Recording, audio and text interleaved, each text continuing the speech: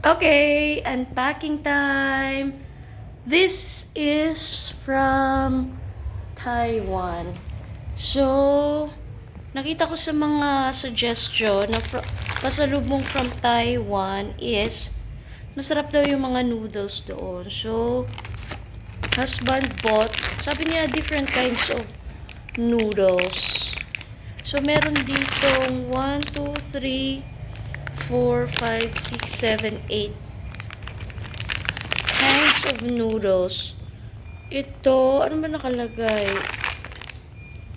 Chang noodles. Tapos dito may nakalagay white sesame. Sesame. So, probably the flavor is white sesame.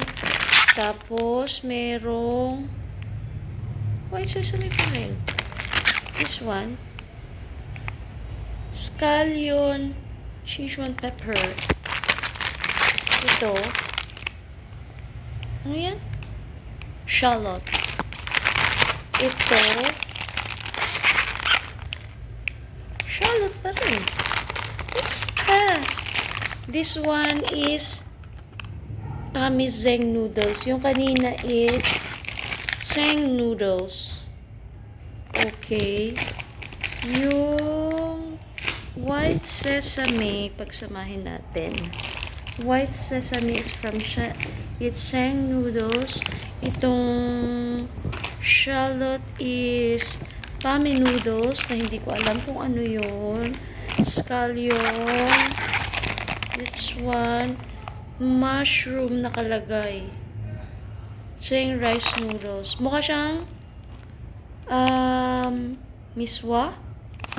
Hindi, mukhang sotanghon pero mas maliliit yung strand kaysa sa sotanghon natin dito.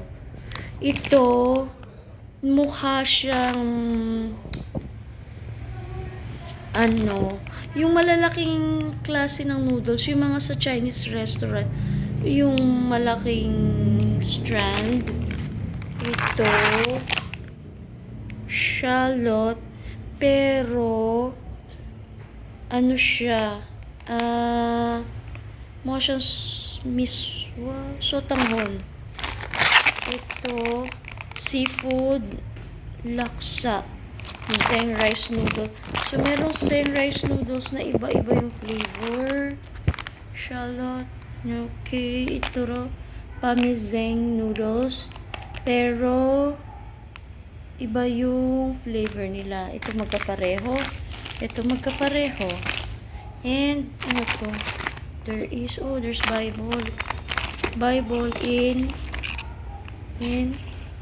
English and Chinese.